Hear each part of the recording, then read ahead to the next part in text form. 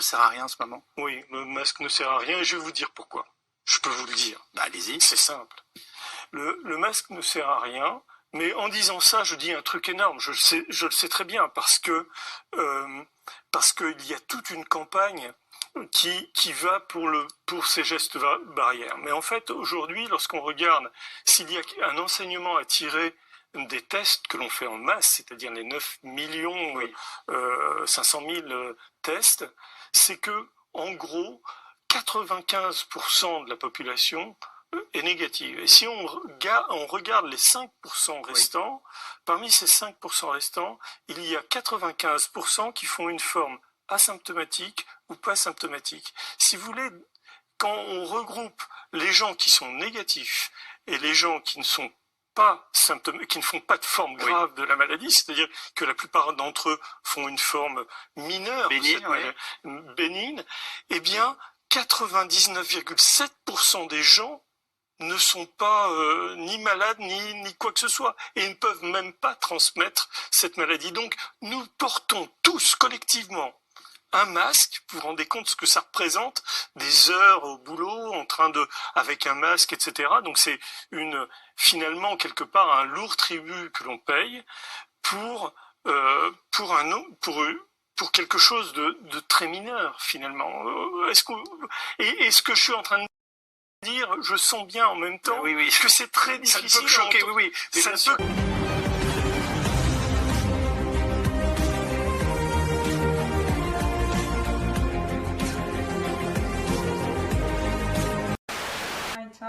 Robimy nasz drugi test na żywo. Teraz będziemy mieć kombuczę porzeczkową. Ją chłodziłam od rana. Ona jest w takiej butelce kapsulowej.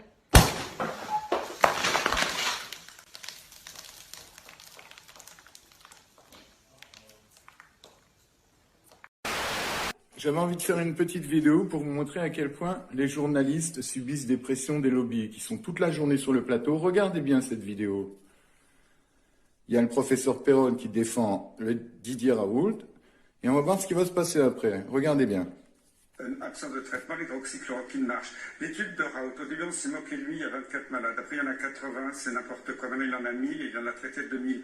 Moi ce qui me frappe dans l'étude de Raoult, si vous regardez même la première publication, c'est la chute de la charge virale. En 5-6 jours, il n'y a plus de virus. Alors que toute l'histoire de l'épidémie depuis le début en Chine, le virus il reste 1, 2, 3, voire même au-delà de 3 semaines.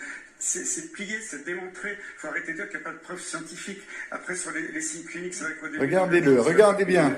Regardez comment il la montre du doigt, qu'il la regarde. Regardez dans l'état qu'elle arrête toute discussion. Je remets en arrière. Vous allez pouvoir voir de vos propres yeux. L'épidémie depuis le début en Chine. Regardez bien ses yeux et comment il la montre du doigt pour la faire taire, pour arrêter toute discussion. Il faut arrêter de dire qu'il n'y a pas de preuves scientifiques. Après, sur les signes cliniques, c'est vrai qu'au début, dans regardez, il n'a pas pu donner tout le détail, il va les donner. Il la menace, il la regarde et il la montre du doigt, elle est effrayée. On le voit clairement, elle a tout vu. Vous voyez bien à quel point ils subissent des pressions. On ne peut plus continuer à accepter ça. Il faut se réveiller maintenant.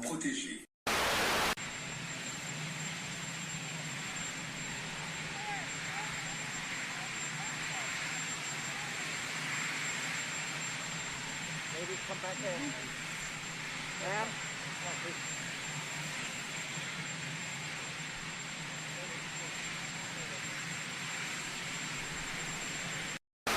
tryna get away from evil. Everybody say no Congo, no fun. All my people sing no Congo, no fun. Yeah, we cry every day. No Congo, no fun. All my people say no Congo, no fun. Everybody say no Congo, no fun. All my people sing no Congo, no fun. Yeah, we cry every day. No Congo, no fun. All my people say no Congo, no fun. Crying every day, they be crying every day. All my people, they're hungry, they're crying. My Lord, can you hear me sing? What more can I say? They be working every day. All them kids, they deserve to have fun. Baba God, can you hear me sing? This goes out to my people.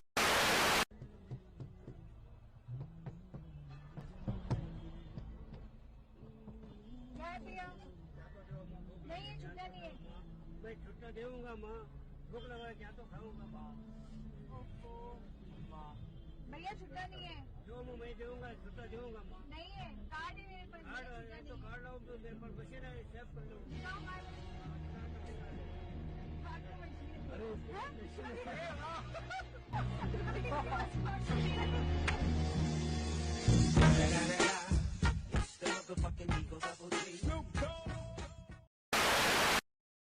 The abortionist uses this clamp to grasp an arm or leg. Once he has a firm grip, the abortionist pulls hard in order to tear the limb from the baby's body. One by one, the rest of the limbs are removed, along with the intestines, the spine, and the heart and lungs. Usually the most difficult part of the procedure is extracting the baby's head, which is about the size of a large plum at 20 weeks. The head is grasped and crushed. The abortionist knows he has crushed the skull when a white substance comes out of the cervix. Chers collègues, je m'interroge. Comment peut-on célébrer Simone Veil pour sa loi et en même temps trahir tout ce qui la sous-tend? Si votre argument consiste à dire que l'avortement est un véritable parcours du combattant, que les hôpitaux sont saturés, que les délais de prise en charge sont trop longs, contraignent les femmes à se rendre à l'étranger, alors donnons les moyens nécessaires aux hôpitaux pour que les femmes qui ont pris la décision ferme et définitive d'un recours à l'IVG puissent le faire dans de bonnes conditions et dans des délais conformes à la loi en vigueur. Mais la réalité, vous la connaissez comme moi, chers collègues. La vérité, c'est que c'est un texte purement idéologique, visant à faire exploser le cadre de l'IVG. De la même manière d'ailleurs que l'amendement déposé en catimini durant l'examen du projet de loi bioéthique, dans la torpeur estivale, autorisant l'avortement jusqu'au terme de la grossesse pour des motifs de détresse, disons, psychosociale. C'est ça la vérité. Et vous le savez bien, chers collègues, c'est d'ailleurs pour cette raison que ce texte a été élaboré sans la moindre concertation préalable avec les sociétés savantes, les sociétés compétentes, ni même avec les associations professionnelles de la discipline. D'ailleurs, le Collège national des gynécologues obstétriciens français, qui n'a pas été consulté, a ouvertement exprimé son désaccord le 1er octobre, affirmant ainsi que ce texte non seulement n'améliore pas les droits des femmes, mais contribue au contraire à les détériorer. Merci beaucoup. Alors, Monsieur Sonneforger, au titre des non-inscrits, vous avez la parole. Merci, Monsieur le Président. Je ne comprends pas ce qu'il y a dans ce pays qu'on discute de sujets bioéthiques avec le fait de ne pas vouloir comprendre ce qu'on ne voit pas. Ici, ce qu'on ne voit pas, c'est un embryon qui devient fœtus avec une période charnière, à 12 semaines, qui n'a pas été choisi par hasard. On peut se poser la question de savoir s'il est déjà une vie humaine au stade embryonnaire. Certains seront d'accord, certains ne le seront pas. En revanche, la question devient un peu plus compliquée quand ce fœtus fait plus de 10 cm, est en train de se mouvoir au point même que quelques semaines après, la mère ressent ces mouvements, que ce fœtus a un crâne qu'il va falloir écraser pour l'extraire de l'utérus de la femme demandant une IVG tardive. Ce sont des réalités que les Français doivent savoir, des réalités biologiques. En âme et conscience, les gens doivent savoir ce qu'on ne voit pas, ce que quelques médecins voient en regardant à travers le corps de la femme. Il ne s'agit pas juste du droit à la femme de disposer de son corps. Il s'agit de l'union d'un homme et d'une femme, d'un acte co-responsable. Et en ce sens, on ne saurait faire des bilans apothicaires, comptables, de faux benchmarks étrangers qui acceptent l'inacceptable, qu'on nous revendiquons d'être le pays de l'éthique, de la science, de la médecine. Alors je pense qu'aujourd'hui, il faut se calmer en voulant adopter des modèles anglo-saxons pseudo-progressistes, avec un ordre du jour sur lequel on voit figurer un projet de loi, une proposition de loi défigurant la nature humaine, quand on s'occupe de la condition animale dans le texte qui suit. Où va-t-on? Très sincèrement, où va-t-on? Alors, nous sommes aujourd'hui pris en otage avec cette proposition de loi, sortie de je ne sais quel campus américain et de pseudo-thèses progressistes qui infectent aujourd'hui notre débat parlementaire. Et donc vous comprendrez que je suis contre cet allongement. Nous devons rester dans le cadre actuel qui est suffisant, Merci, qui est Monsieur nécessaire. Sonneforger. Et je le soutiens, Merci, le cadre Monsieur existant. Et Sonneforger. tenons-nous-en là. Et vous, Bichou, qu'est-ce que vous en pensez? Ah ben, moi je pense que c'est beaucoup plus facile d'être contre le racisme quand on habite à Neuilly que quand on habite à Saint-Denis. Hein. voyez, moi, par exemple, je suis de Saint-Denis, et ben, je suis raciste. Et vous, par exemple, vous habitez cette maison et vous n'êtes pas raciste, voyez? Franchement, Michou, vous vous considérez comme raciste? Ah oui, franchement, oui. Moi, les étrangers, je vis avec, alors je peux pas les saquer, voyez. Ils foutent rien, ils sont sales, ils nous piquent nos bagnoles, on leur file des appartements en priorité sur les Français, ils gagnent plus de fric que nous avec toutes les allocations qu'ils ont. Dans les écoles, nos mômes n'apprennent plus rien parce qu'il y a 70% d'enfants étrangers qui parlent pas un mot de français. Ils nous font chier avec leur foulard et encore faudrait qu'on paye pour leur construire des mosquées, alors vous avez qu'à voir. Mais enfin, qu'est-ce que vous faites du droit à la différence, de la tolérance, de l'idéal de terre d'accueil de la France? Je sais pas ce que j'en fais de ça, moi. J'en sais rien. Mais c'est très mal d'être raciste, ça ne se fait pas, c'est immoral. Ah bah oui, mais on se refait pas, hein. Mais alors, vous votez Le Pen? Ah non, moi je vote pas, moi. J'ai pas de domicile. Non, justement, parce que ça fait 5 ans que mon frère a demandé un 3 pièces, mais comme son fils est mort, on lui a refusé. Et alors du coup, moi j'ai pas de domicile parce que sa femme elle a un cancer. Et quand à l'hôpital, ils l'ont renvoyée vu qu'elle était en phase terminale. Bon, enfin, d'accord, mais si vous votiez, vous voteriez Le Pen? Mais tous les Arabes que je connais à Saint-Denis sont dans les 4, 5 ou 6 pièces, hein. Ils ont beaucoup d'enfants, c'est forcé. Mais ce que vous ne comprenez pas, c'est que ça n'arrange en rien vos problèmes personnels d'être raciste. Ah bah oui, mais moi ce que je comprends, c'est que les 3 quarts de la planète, ils sont dans la merde. Alors ils essayent tous de se radiner là où c'est moins la merde, hein, c'est-à-dire chez nous. Et puis là, eh ben, faut bien que quelqu'un se pousse pour leur faire de la place et leur filer à bouffer, ça c'est sûr. Je ne vous fais pas dire. Ah oui, mais jusqu'à présent, ceux qui se sont poussés pour leur faire de la place, c'est les mecs de Saint-Denis, hein, c'est pour les mecs de Neuilly. Et puis les mecs de Saint-Denis, en plus, faut qu'ils se poussent, mon gars, dans le sourire, hein, parce que sinon c'est immoral, vous voyez. Dites-moi, Michou, vous ne seriez pas un petit peu communiste? Ah non, je suis pas communiste, sinon il y a longtemps que je l'aurais eu, mon appartement, et mon frère aussi. Mais il faut vous dépêcher de prendre le terre du parti avant qu'il disparaisse complètement.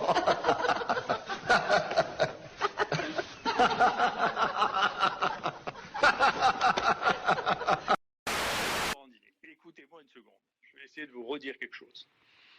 Vous avez assisté à la plus grande escroquerie que je n'ai jamais vue de ma vie avec la toxicité de l'hydroxychloroquine. Vous l'avez vu, ça. Et ça devrait vous poser la question de savoir, mais attendez, est-ce qu'on me ment ou est-ce qu'il n'y a que là-dessus qu'on me roule dans la farine? Vous devriez vous poser... Et je suis sidéré qu'on ne se la pose pas. Ça n'est jamais arrivé, un truc pareil. Jamais. Vous vous rendez compte? Il y a des gens qui ont réussi à essayer de faire croire et qui ont réussi à le faire croire à des gouvernements et à l'OMS qu'un médicament qui a 70 ans, qui est un des 2 médicaments les plus prescrits de l'histoire de l'humanité, tuait 10% des gens à qui on le donnait. Comment... Vous comprenez pourquoi, je ne sais pas, quand j'étais jeune, on m'a raconté les plus grandes bêtises. On me disait, vous savez, la Tour Eiffel a été vendue 17 fois à des ferrailleurs. Ben, je comprends comment on peut l'avoir parce qu'on voit comment on vous a vendu la toxicité de la chloroquine et je reconnais que c'est hallucinant. Si vous me demandez comment on peut expliquer ça, je n'en sais rien. Je ne peux pas le comprendre. Et je ne comprends pas pourquoi ça, vous l'avez effacé de vos tableurs. Vous devriez poser la question à savoir, est-ce que vous avez cru à cette histoire de toxicité de l'hydroxychloroquine? Est-ce que vous avez vraiment cru que c'était possible qu'un médicament aussi connu que ça puisse être toxique à ce point? Et comment un journal comme le Lancet, qui devait avoir 3 ou 4 éditeurs, 5 reviewers, a pu laisser passer une chose pareille, est quelque chose qui doit amener à réfléchir sur l'état de notre société. Parce que ça, c'est profondément l'état de notre société qu'on peut berner à un point incroyable et qui est si facile à berner qu'elle a oublié, il y a 5 minutes après, qu'elle a été bernée d'une manière absolument incroyable. La plainte a été déposée en juillet 2019 pour violence sur mineurs. Les faits sont extrêmement graves. Par contre, j'ai porté plainte auprès des procureurs de Paris en qui j'ai une grande confiance. Je pense que le procureur de Paris... Il n'y a aucune raison que je n'ai pas confiance à la justice. Et c'est ce que je veux dire aussi à nos auditeurs. J'agis toujours dans le cadre du respect de nos institutions. Parce que pour moi, la majorité des magistrats, des policiers font le job. Débarrassons-nous des parasites, des ordures, des corrompus. Il y en a, tout le monde le sait. Ils constituent les réseaux. On va les sortir. Aujourd'hui, ils sont pourchassés déjà par plusieurs États. J'ai donné à peu près beaucoup de noms de magistrats français mêlés à des réseaux pédocriminels, à des États étrangers. Et c'est normal. Je ne pouvais pas les donner à la DGSI. En tout cas, je cite dans mon affaire les miens, parce que moi, je ne peux pas me porter par rapport aux autres. Les États à qui vous Ah bah oui, les États. Alors, les États, bien sûr, je vais les citer. Les États-Unis, bien sûr. Et je remercierai jamais assez Ivanka Trump. Super boulot qu'elle fait. et de la bataille qu'elle mène très courageusement dans le cadre de la lutte contre la pédocriminalité. Il faut savoir que sous les Obama, hein, on va pas revenir sur l'épisode Epstein ou Weinstein, hein, mais Trump a fait arrêter plus de 3000 pédocriminels. Rien qu'aux États-Unis, je ne vais même pas vous parler de ce qui se passe dans le monde. Pour vous, l'affaire Epstein n'aurait pas pu advenir en dehors de l'administration Trump? Évident, parce que il y avait, comment dire, certaines affinités avec Obama et Clinton. D'ailleurs, c'est révélé aujourd'hui. Il y a des documents qui sont déclassifiés. J'ai eu la chance d'en avoir beaucoup avant tout le monde. J'ai même les noms d'artistes français, hein, de responsables politiques français au 22 avenue Hoche.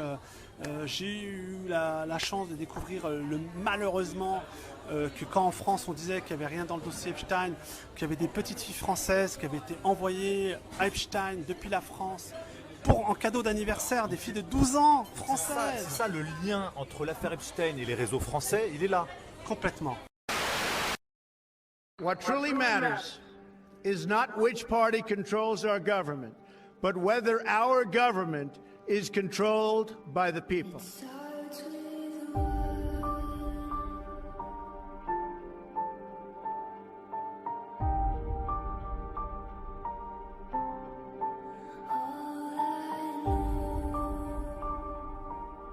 For too long, a small group in our nation's capital has reaped the rewards of government while the people have borne the cost. The establishment protected itself, but not the citizens of our country. That all changes starting right here and right now.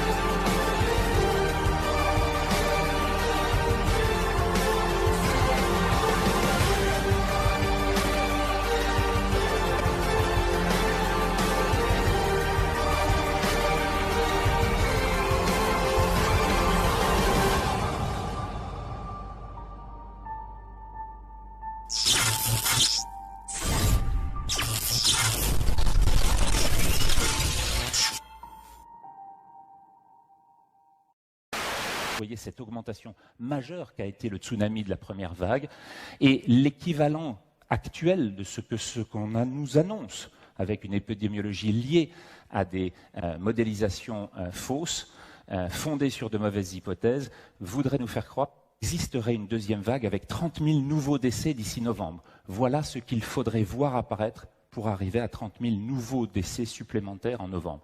Ce n'est pas du tout le chemin qui est pris actuellement.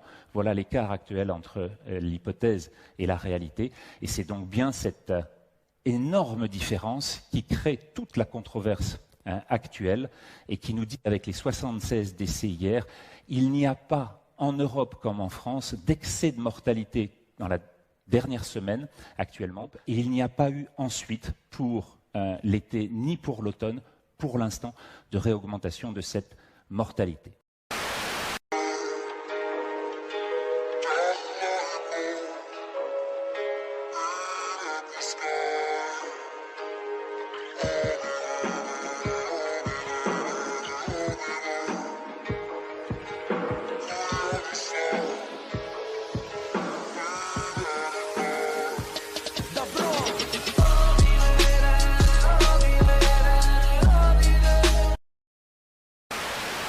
Honnêtement, je vais vous dire un truc. Tous mes confrères médecins qui ont été touchés par le Covid-19 ont tous pris de la chloroquine. Donc il y a une espèce d'hypocrisie à dire que on va attendre des études pour savoir ce qu'on fait. Ma foi, je pense qu'il faut vraiment se donner toutes les chances pour les malades. Ça va et toi mon frérot? Si tu vas bien, moi je vais bien. T'es africain? Ouais, c'est ça, ouais. T'es de quelle origine? Marocain. T'es marocain. Imagine demain la France rentre en guerre. Ouais. Et ça te vient au sol. Est-ce que tu prends les armes, tu défends ou tu retournes au Maroc? Franchement, je peux pas défendre ce pays-là. J'ai fait du placard. Tout ce qui... goût amer. Voilà, c'est ça. Donc tu peux C'est pas, ça. Je défendrai pas la France. La France, il rentre en guerre à une nation européenne. Bien sûr. Et moi, je prends l'armée, je vais défendre quoi? Bah, tu vas défendre le sol où tu vis. Tu vis ici ou pas? Je vis en France, mais je défends pas le sol français. Pourquoi je défends? Franchement, je te dis la vérité. La vérité, je retourne au bled. Ah, je fuis. Tu fuis dans un autre bled. Ah, je suis dans un bled. Nous les gars, si demain il y a la guerre en France, avec peu importe quel autre pays, est-ce que vous défendez ou vous taillez au bled? Franchement, je suis pas français. T'es quoi? Je suis algérien. Mais tu vis ici ou pas? Je vis ici. D'accord. Je suis étudiant ici. Mais je suis pas français. Quel genre de guerre? Contre qui? Bah, avec un pays. Non, voilà, contre Algérie, par exemple. Algérie? Non, je rigole. Bah oui, je vais défendre mon bled. Bah oui, mais vas-y contre un autre pays d'Europe, par exemple. Franchement, je te dis franchement, on n'aime pas la France. Et là aussi, il y a un discours qui est assez anxiogène avec ce questionnement sur la durée de la protection des gens qui ont déjà été malades. Alors là, je vais être très clair et catégorique. Les gens qui ont déjà été malades ne seront plus malades à nouveau. Par contre, ils peuvent avoir une petite micro-infection qui fait qu'ils vont être positifs dans le test PCR, mais ils auront tellement peu de virus de façon très, courte dans le temps, et donc ils ne transmettront pas.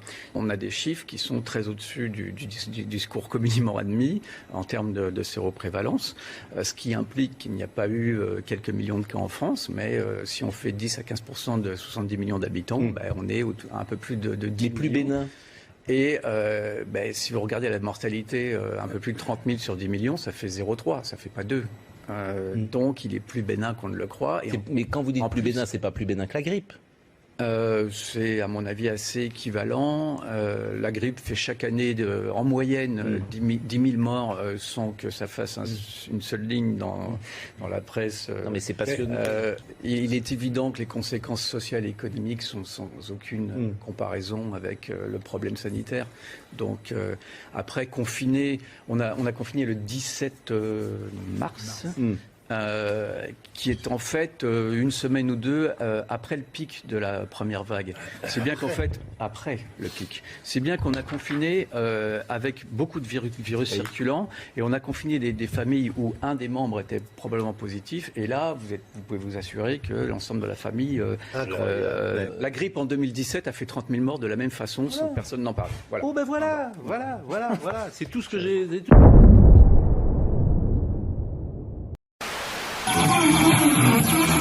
Alerte coronavirus.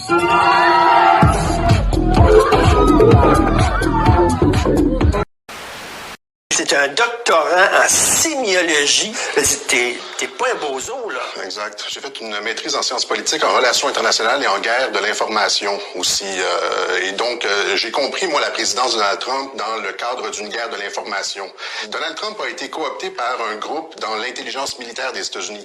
C'est pas moi qui le dis, hein, c'est l'ancien directeur des services secrets de la Maison-Blanche, Dan Bongino. C'est une opération de l'intelligence militaire américaine qui vient reprendre le contrôle des institutions qui ont été cooptées par un État profond, hein, qui est au pouvoir aux États-Unis depuis au moins l'assassinat de JFK. Trump vient faire le ménage. Pas juste ça, mais tous les réseaux de trafic de personnes et la corruption. Et on a eu un vent avec Jeffrey Epstein. L'arrestation de Jeffrey Epstein et les réseaux pédocriminels, c'est ça le sens réel de la présidence de Donald Trump. Alors tu me dis, pourquoi j'appuie Donald Trump? Ça, c'est une des raisons. Et ça s'inscrit dans le cadre de l'information contre les médias qui sont contrôlés par l'État profond. OK, mais ça, c'est la théorie du complot solide. C'est pas la théorie du complot. Tu vois, des sommités qui l'expliquent ouvertement. Et c'est ce que les partisans de Donald Trump aux États-Unis savent. Toi, tu crois que c'est les militaires qui ont Trump en place pour faire le ménage. Qu'est-ce que Trump a fait? La première chose que Trump a fait quand il a été élu, c'est qu'il s'est entouré de militaires. Son appui le plus fort, c'est le général Mike Flynn, qui a tweeté là-dessus sur l'État profond, sur les réseaux pédocriminels. Et qu'est-ce que Julian Assange a fait durant la campagne électorale, Richard? Il a rendu public les courriels de John Podesta, que la haute administration du Parti démocrate était impliquée dans des histoires de rituels sataniques. Ce sont les propres courriels de John Podesta.